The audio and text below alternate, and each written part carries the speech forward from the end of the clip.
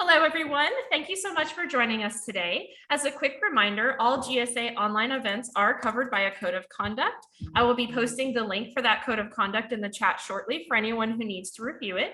If you experience any technical issues at any point during the seminar, please post in the chat. Engagement staff will be monitoring and we will do our best to assist you. With that, I'd like to turn us over to Dr. Johnson. Hello, everyone. My name is Tracy Johnson. I'm a professor of molecular cell and developmental biology at UCLA and the vice president of the Genetic Society of America. And it is in that capacity that I am so excited to welcome you to our second annual GSA Award Seminar. These online events give you a chance to learn a bit more about the really terrific work of this year's 6 Society Award recipients. And I hope you'll have a chance also to join us for the 4 other outstanding talks in this series, including Alana O'Reilly, who will present at the same time tomorrow, Michael Lynch on May 12th, Harmit Malik on May 17th, Shirley Tillman on May 19th, and Margaret Fuller on May 24th. So today's speaker is Dara Ruiz-Whalen, who together with her colleague Alana O'Reilly is being honored with the 2022 Elizabeth W. Jones Award for Excellence in Education. So this award was named posthumously for Elizabeth Jones, who was the recipient of the first GSA Excellence in Education Award in 2007. She is and was a renowned geneticist and educator who served as the GSA president in 1987 and as editor-in-chief for GSA journals for nearly 12 years. So the recipient of this award, as you will see today, will be someone who's promoted greater exposure to and a deeper understanding of genetics, approaches or tools, design of courses or curricula, national leadership, and or public engagement and outreach. So Dara and Alana, who are recipients of this award, launched the Immersion Science Program for high school students in 2014 and the Immersion Essential Summer Camp for middle school students in 2015. And both of these programs really utilize an innovative approach to training students in biomedical research. So the research that they introduced is really focused on developing educational platforms that promote spaces where students can integrate their life experiences and culture with scientific ideas that address really fundamental questions in genetics. Specifically, the primary research focus of the program described here is to understand the effect of diet and dietary supplements on cancer signaling pathways. So Alana and Dara also launched a classroom training program for educators to incorporate aspects of the Immersion Essential Summer Camp and the Immersion Science Program into the science curricula. And so to date, the classroom program has expanded from 15 students in 2013 to over 1,000 students. So what we're so excited about is to be able to recognize an activity that has really had expanded impact. So the programs are focused on ensuring participation of students engaged with research, scientists, educators, alumni to develop and test their ideas using scientific method. And this approach is really unique in that it really transforms our textbook-based scientific investigation to really student-driven biological research exploration. And it cultivates these wonderful relationships and supportive networks of peers, educators, mentors, and scientists. So we're really excited to get a chance for you all to hear a bit more about these programs. So Dara and Alana were presented with their award at last month's annual Drosophila Research Conference. And so today we have the pleasure of hearing Dara speak in more detail about the work. And of course, don't miss Alana's presentation tomorrow at the same time. So before Dara begins her talk, I just have a couple housekeeping items. The first is to note that all GSA online events are covered by a code of conduct, which you've heard. The link for that is available in the chat. And the second is for you to ask questions for Dara either in the chat or you can use the raise hand function, and we will get to as many of the questions and answers in the Q&A session at the end. So without further ado, I would like to welcome Dara and turn it over to you. Thank you so much, Dr. Johnson. I'm going to share my slides. And here we go. And I will make sure to turn that off. And here we go. All right. Thank you so much for joining us this afternoon. As Dr. Johnson introduced, I am Dara Ruiz-Whalen. I am one of the two award winners for the Excellence in Education Award from GSA. My colleague and partner, Alana O'Reilly, will be speaking tomorrow. And I was just so excited and happy to be able to join you and share a little bit of the education perspective with the group. And I'm happy to address questions at the end. If you didn't catch the play on the title for this seminar, Empowering Collaborations, Laboratory Opportunities for Scientists and Educators, that was just a play on our name, Eclos.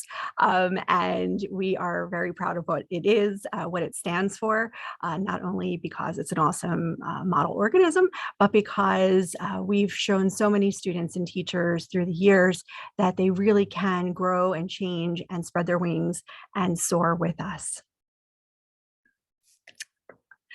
All right, so all right, there is Elizabeth W. Jones.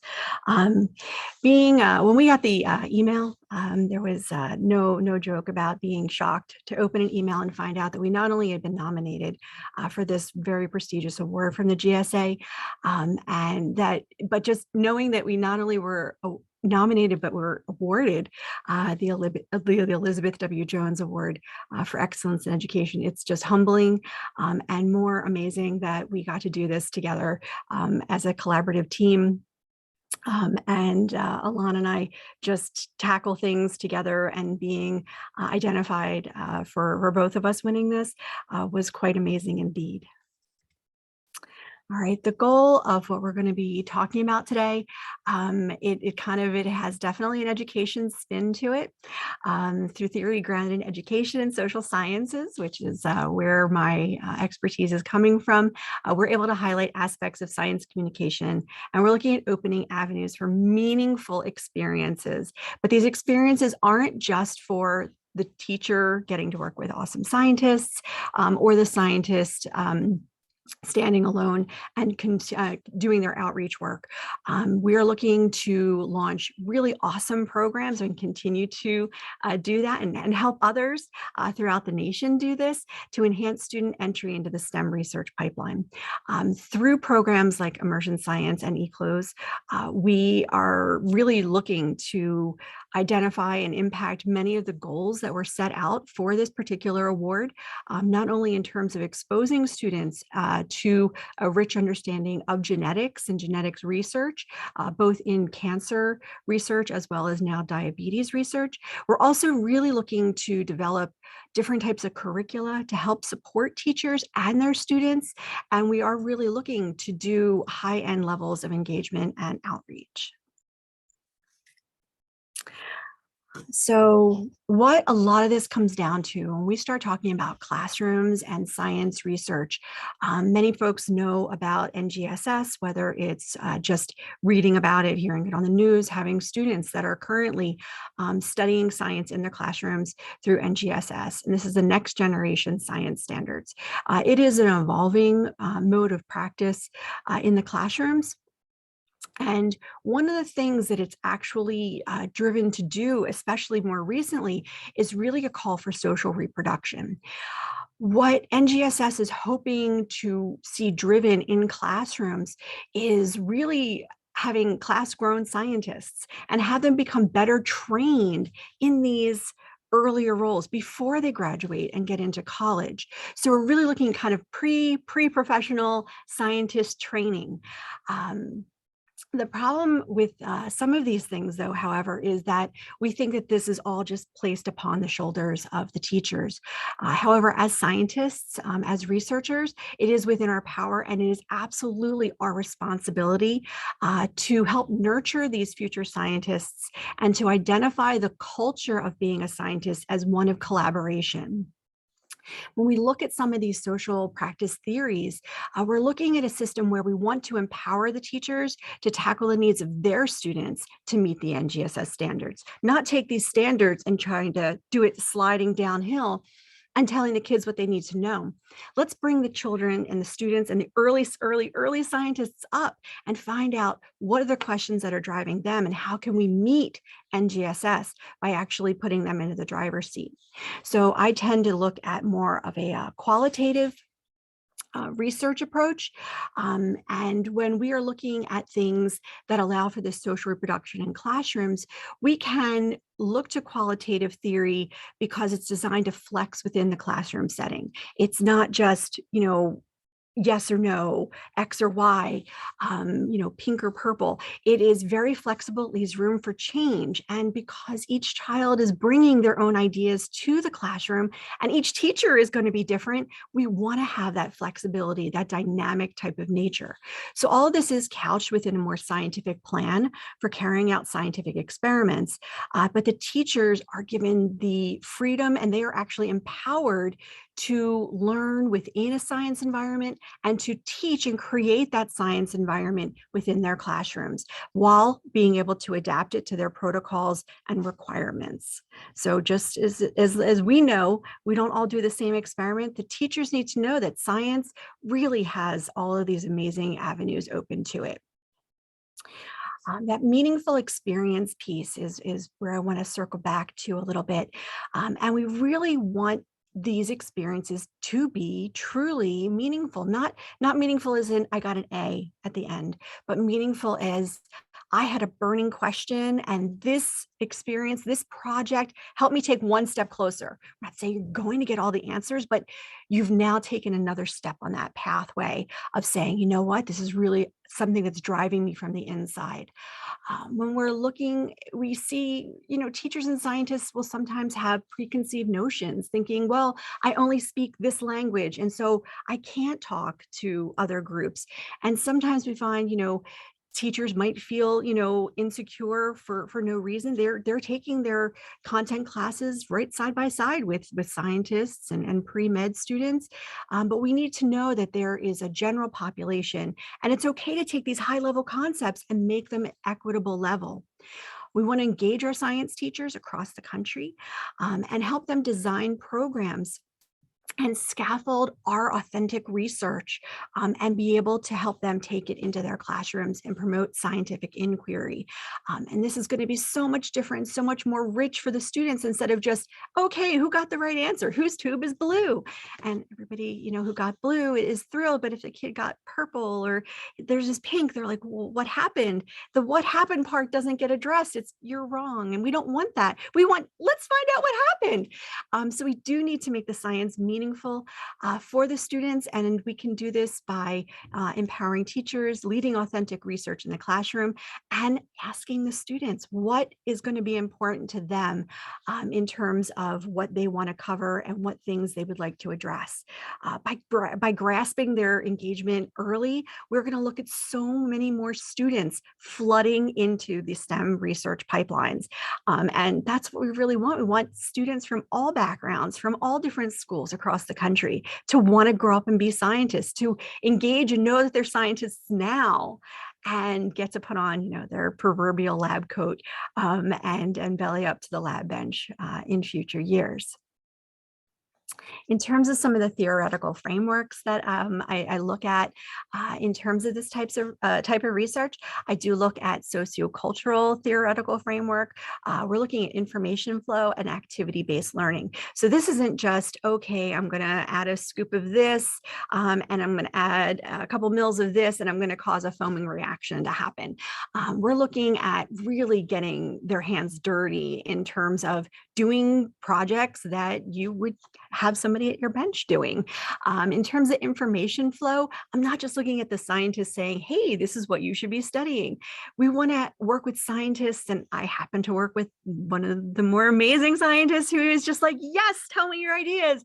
And the teachers get so excited. They're like, oh my gosh, we get to share. And it becomes this really amazing flow of information and excitement and enthusiasm for trying new projects out and getting all these kids engaged at a different level because the questions become a little bit different. In terms of capital, I look at both social and science capital.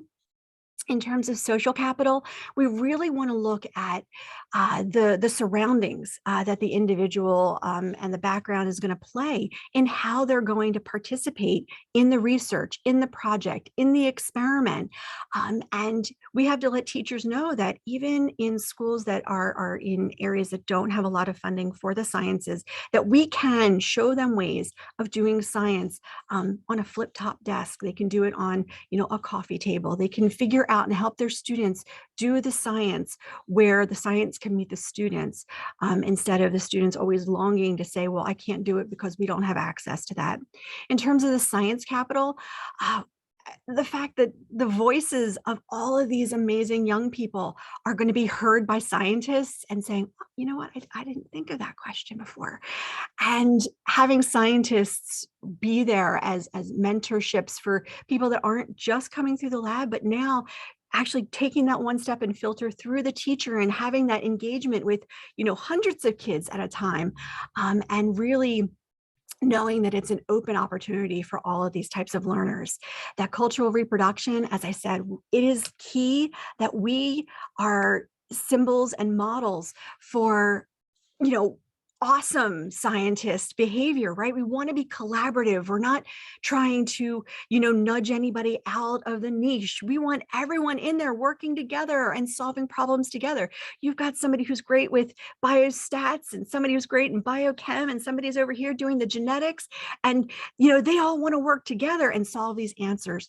And so you want to have that collaboration and come to the table and show them that this cultural experience is just open and accessible by everyone.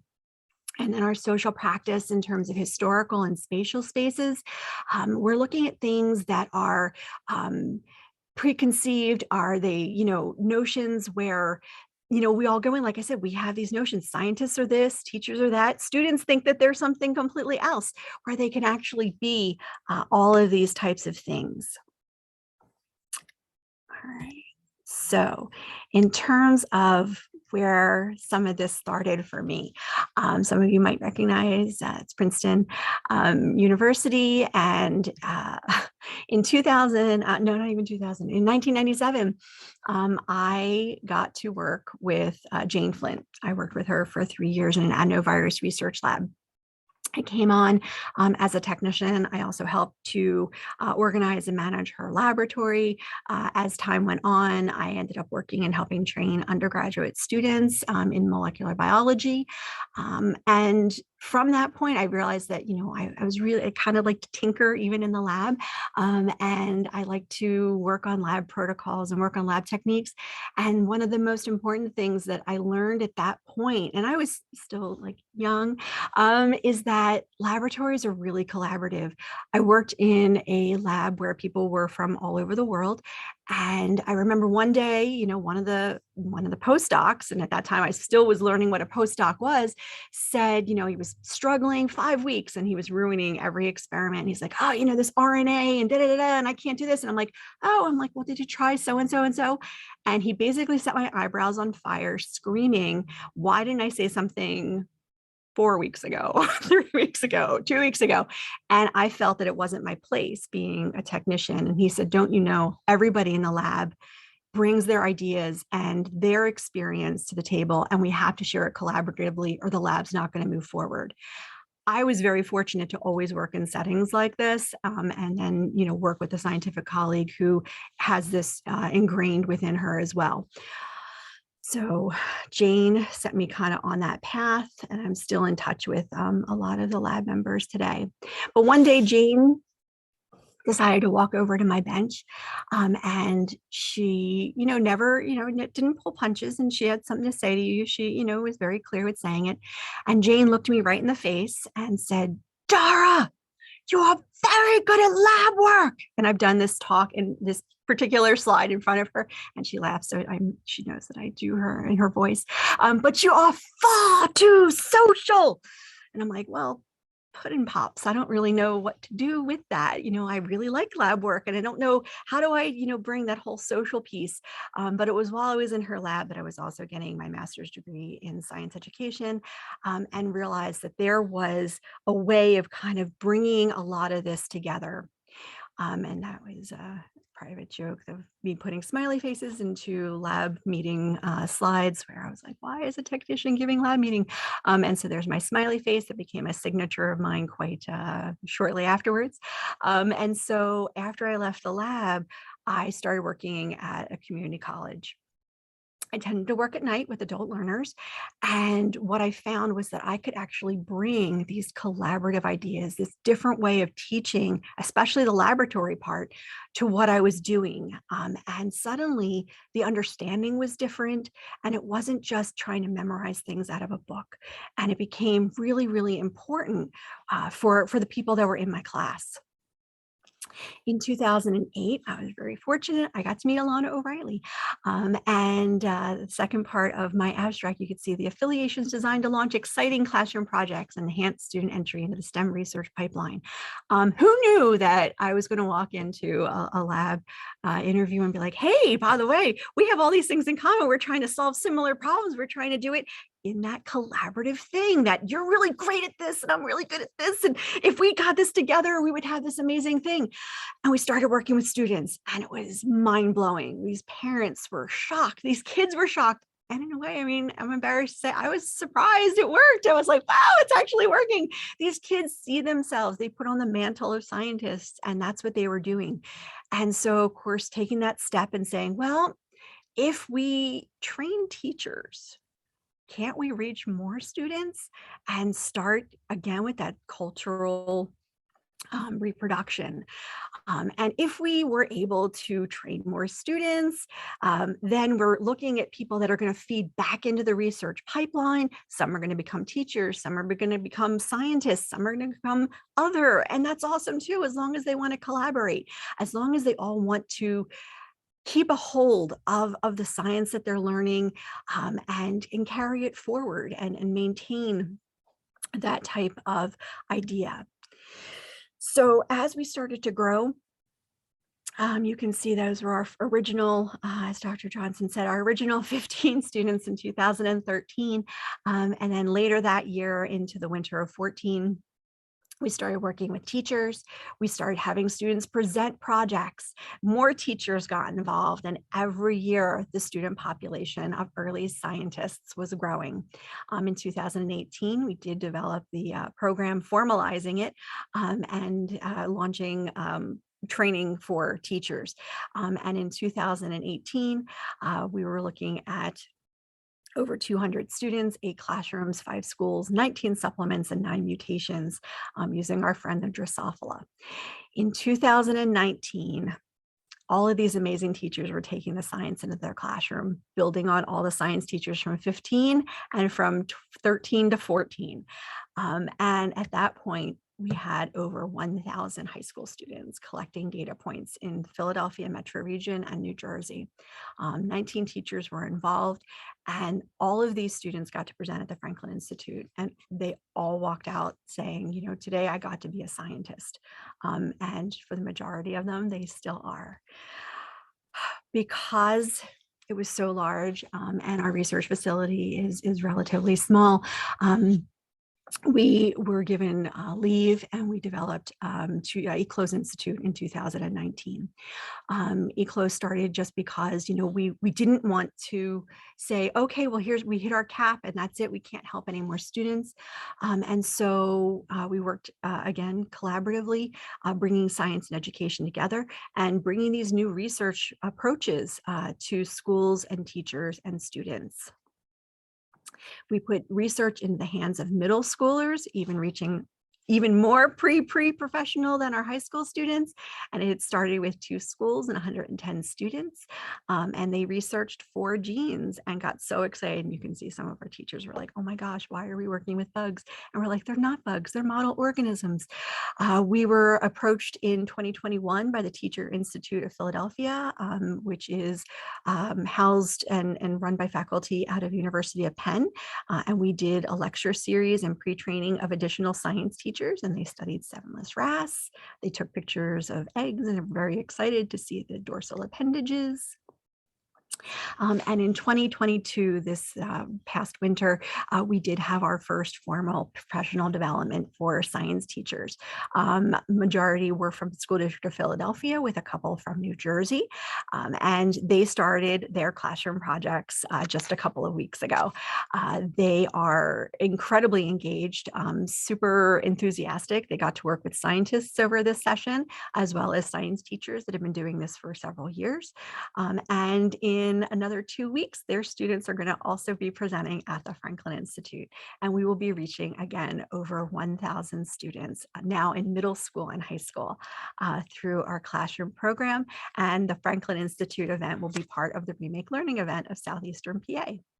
All of this started because the scientists' questions were helping drive this. It was all about diet, and it was about working with cancer signaling pathways. And the concept became, how can we put this really intense, large scientific concept into the hands of these students and teachers? And working with Alana, we really, just came up with these ideas in terms of diet, because, diet is global. Everybody has something that they eat. Everybody knows what it is to eat healthy, or thinks they know what a healthy food is versus a junk food. And it's something that food is a connection for most people. So we do eat things and hope to maintain good health.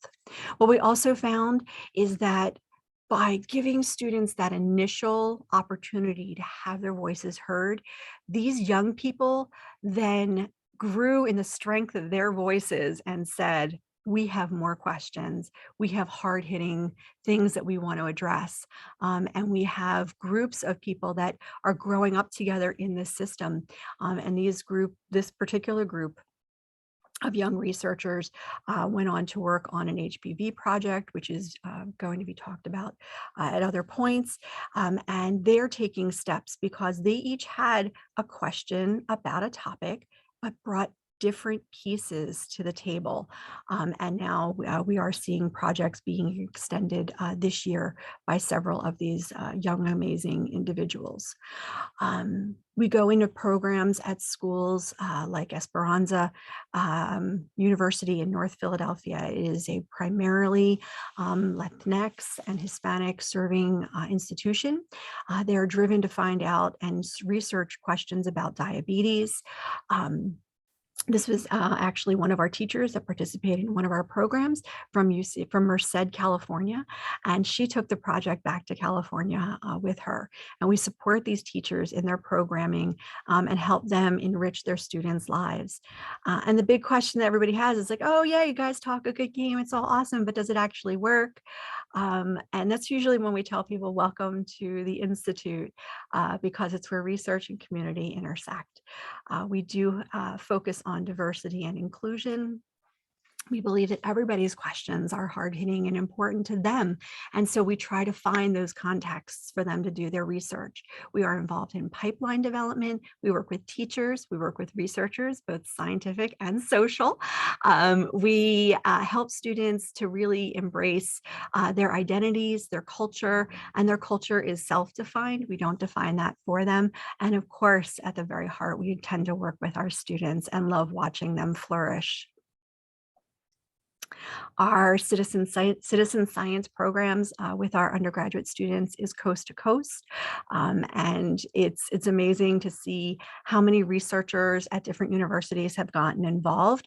And we are always welcome to collaborate and work with you. So please do get my email if you need that. Last summer, we got to work with the American Cancer Society. It was almost 100 students from 5 sites across the country doing collaborative research and realizing what it's like to be a scientist. And when I say that, I'm not putting words into their mouths. It's things like, I'm happy I joined this program. It really taught me a lot and it was fun. Go eat, and people shouting, "Yay, go Eclos." Always taking go Eclos. Yes, enjoyed seeing the proliferation of eggs in our group. I'm not a scientist, but today I felt like one. So our students, our teachers, our staff, they are all doing this amazing job. I don't usually have to tell them to smile. They tend to smile a lot because we do have fun and we let everyone know how important the work is. And it's fulfilling for all sides of this. And in terms of being a scientist, where is the information flow coming back? Well, we've already shown that scientists, if they're collaborative with teachers, they can help enrich hundreds of kids to become researchers. What happens when you engage 100 kids? Well, this is just one example from a different SDV meeting that we got to attend. And in 10 minutes, we got to analyze 3 different compounds against 5 different genes and be able to do a plot of all of them. Could you imagine if all of the students had access and said, hey, we want to find out what every other school is doing and how fast we could gather preliminary data to push all of our research forward? It would be quite something and amazing.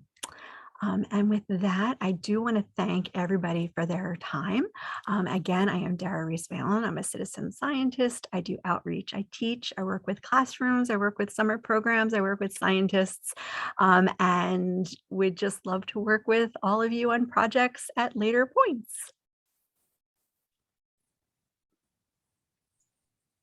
Thank you. Thank you so much, Dara. That was terrific. Really cool. And so, of course, we are open. The chat is open. If you have questions, also, you can raise hands. Let me make sure I have the view on so that I can see any hands that might be raised.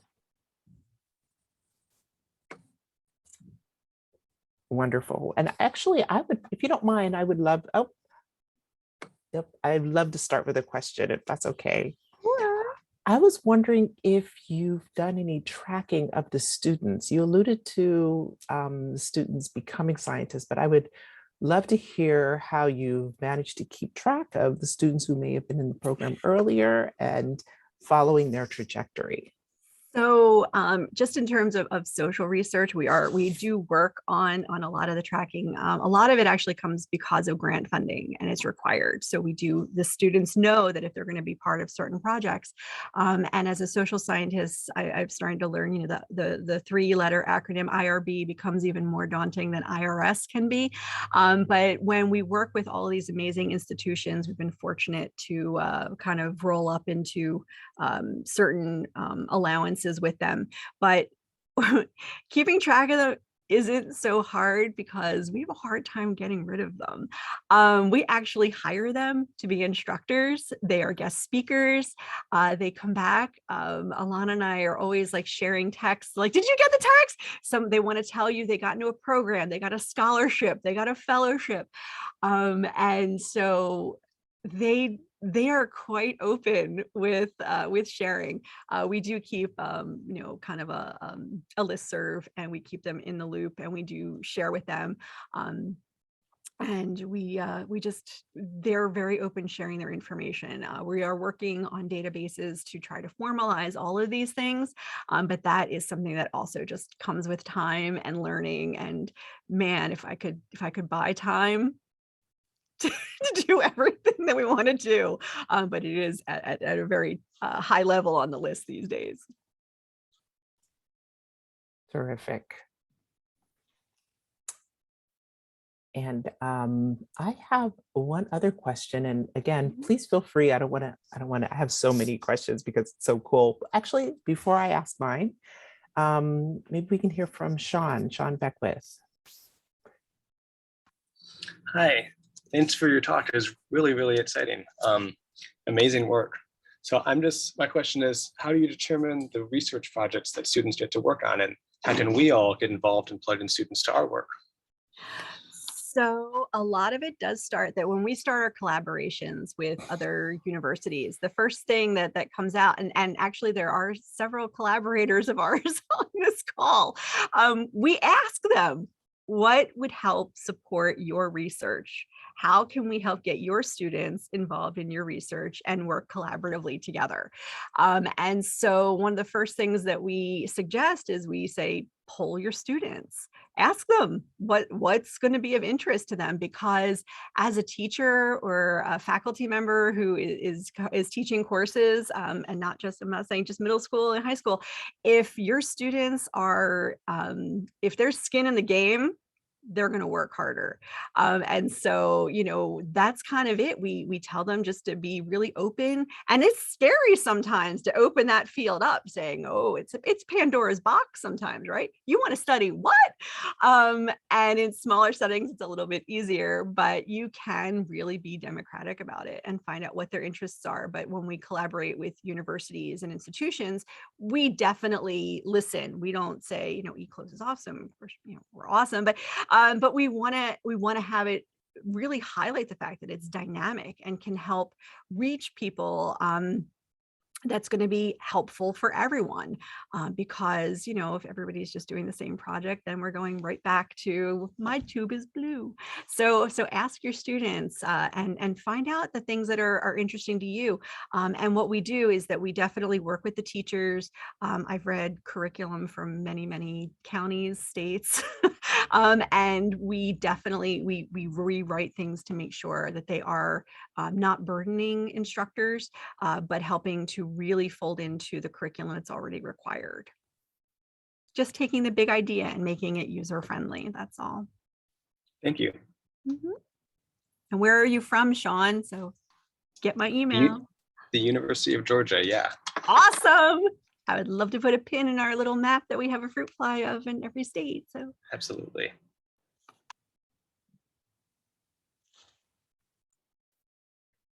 Dara, you mentioned something that I think relates to Sean's really terrific question, which is that the importance of social capital that the students bring to their projects. I was wondering if you could maybe say a little bit more about this, and maybe if there are examples, other examples of that, because I think there's some really good data that says that when students, particularly students from underrepresented groups, see relevance in their projects, that it connects them to the science more authentically. it absolutely does when it's authentic and when it's valuable to the learner.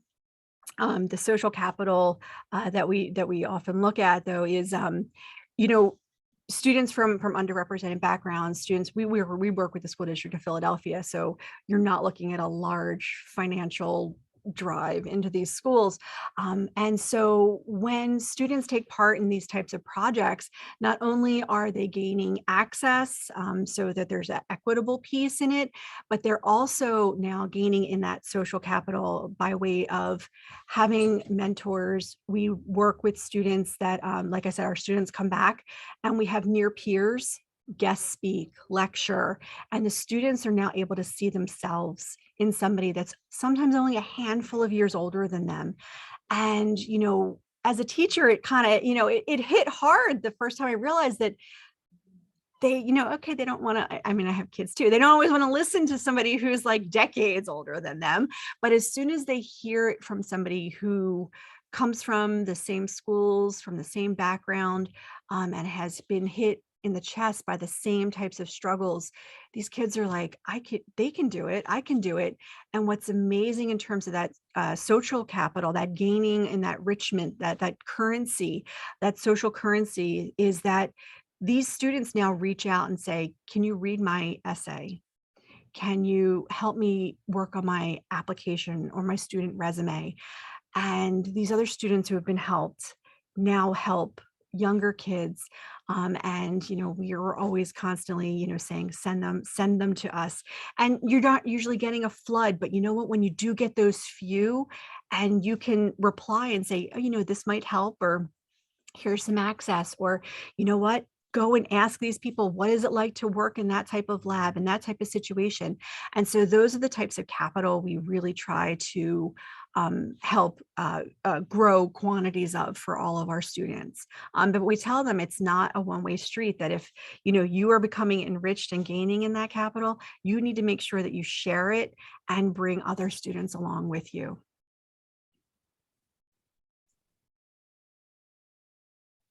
Wonderful, thank you. Other questions?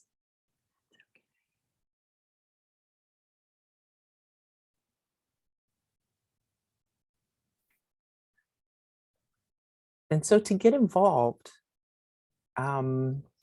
is it simply a case of reaching out to you? It is pretty easy. Whoops, I hit the share button. Well, you can see all my other things. I was trying to hit the chat. I was just going to pop my email in here.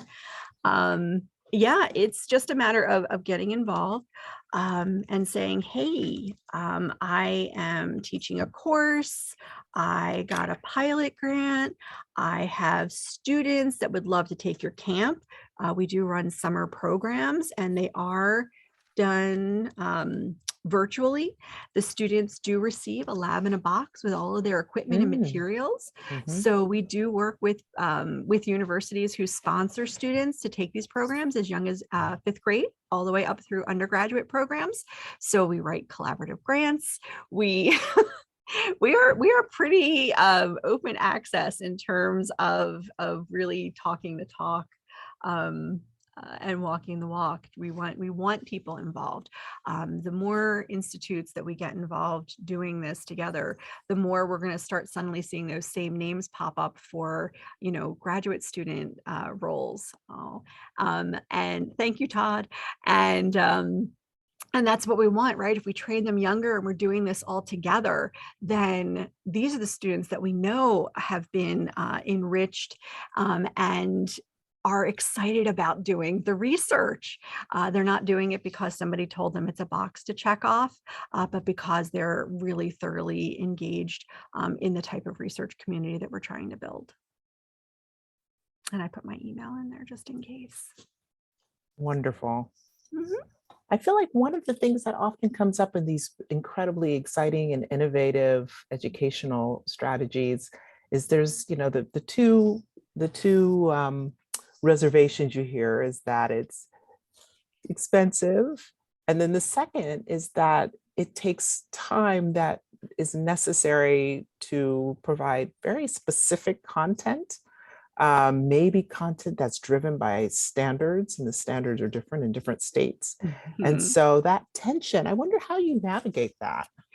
So one of the coolest parts of working collaboratively with somebody who, is more focused on the research, but has a very, big heart and open drive for education, and someone like me who is educator by profession, but just loves being in the research laboratories and doing the work, is that you can have that blending.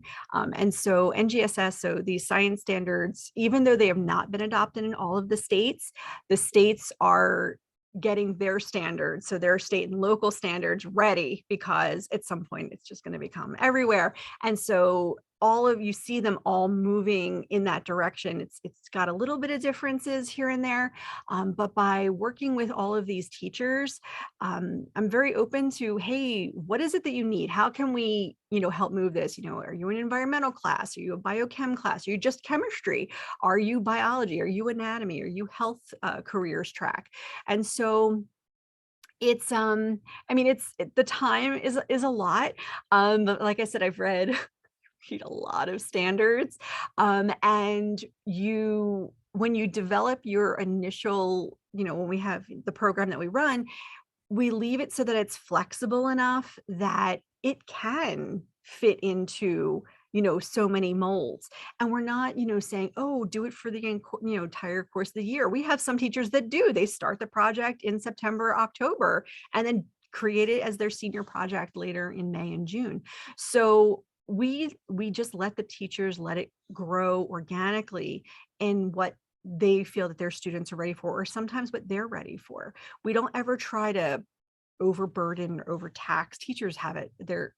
with schools opening back up and everything else, the last thing we want to do is stress out a whole bunch of already stressed out teachers.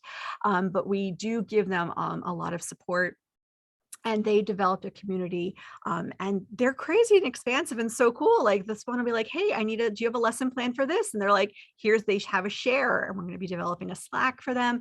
And all of a sudden you see that collaborative research thing. They're like, hey, can I get the data that your students collected? I want to compare it. Or, they'll say, can you send us each the same gene? We want to see how we're doing. And so you see it grow and change, but definitely working collaboratively with somebody in the education field who's going to, just read those things over and over again is helpful. We're working with Eclos who've already read them. So we're happy to take a look at any other states and work that way as well. But it is, again, if we could buy time.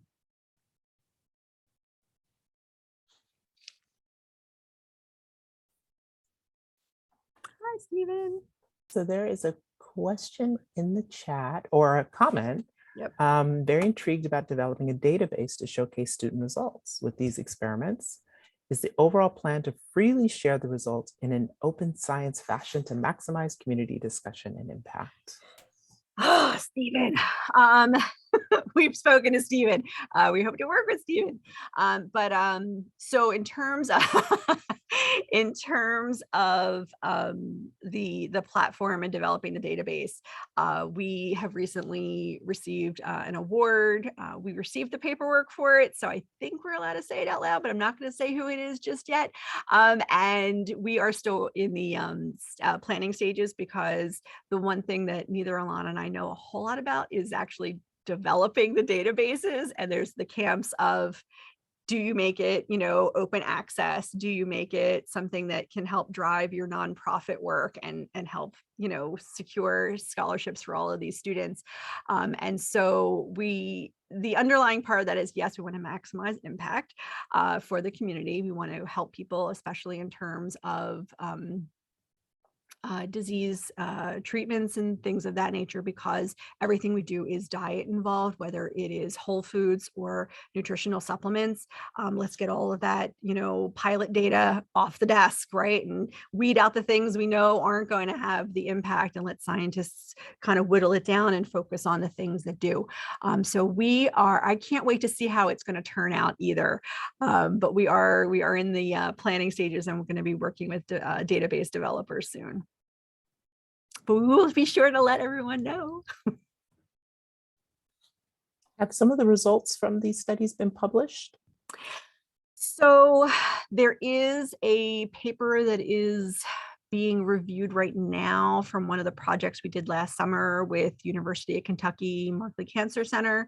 Eclos has had some work published with Dr. Nathan Freed of Rutgers Camden, and we have a couple of things in the works as well, including a citizen science chapter with Tina Tootle, who's also here, and a few other things. So we are getting to that point.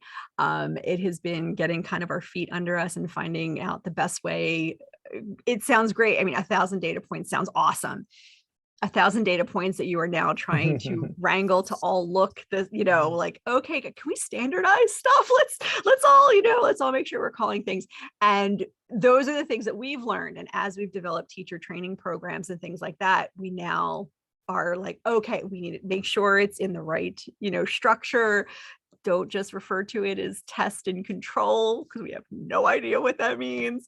And we use color coding, we blind everything. So please don't present a poster that says like purple dot, green square, because nobody knows what that is. So we took the took big bites out of it, and now it's really learning how to harness the data. And we can't wait to write and publish, which is why I don't say too much while I say a whole lot. So Well, I will just put a plug in for the GSA journals. yay, we will. That's a great place for your results to be published. Awesome. With all of the student authors, it's really exciting.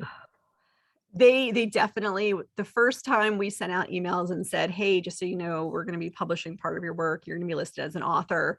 They're like, what do you mean? I'm like, well, didn't you hear us when we said we always give you credit? Like, we don't, you're not doing it because, you know, we're going to take your credit, but we make sure that we involve all of our students, and they get authorships, and many of them before they even graduate high school. Right, Danielle Talbot, who's also here.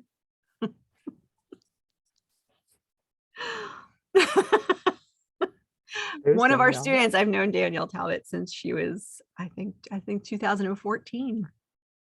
And That's now she is getting her fantastic. PhD. That is really cool. Congratulations. Awesome. But I totally understand. Like sometimes it's like kind of crazy, and I know a lot of it was in a different vernacular and speak. But my email is in the chat, and I'm always happy to address questions that might come up later. If you think about something and you're like, hey, but what about blah blah blah? I'm happy to answer emails and have contact and conversations outside of that. Dara, I thought that was incredibly exciting and super accessible. And I think you've just given us so much to think about, and in envisioning science as being inclusive by really starting early and helping young people to see themselves as scientists. That's what makes the difference. It's really exciting. It's going to be awesome. It's All gonna these be scientists, awesome. we're just going to flood all the universities. Right. Well, there's space if anyone has any other comments, questions, ideas. Otherwise, please join me in thanking Dara for a really wonderful presentation. That was fantastic. Thank you. All right. Thanks so much. I hope to talk to many of you, all of you soon. Absolutely.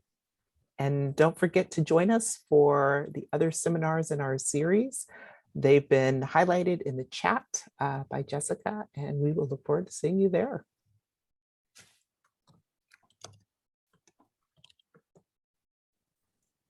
Thank you again so much, Dara. We so appreciate you Thank taking the you. time to present for us today. And Dr. Johnson, thank you so much for serving as our moderator. It was an awesome event.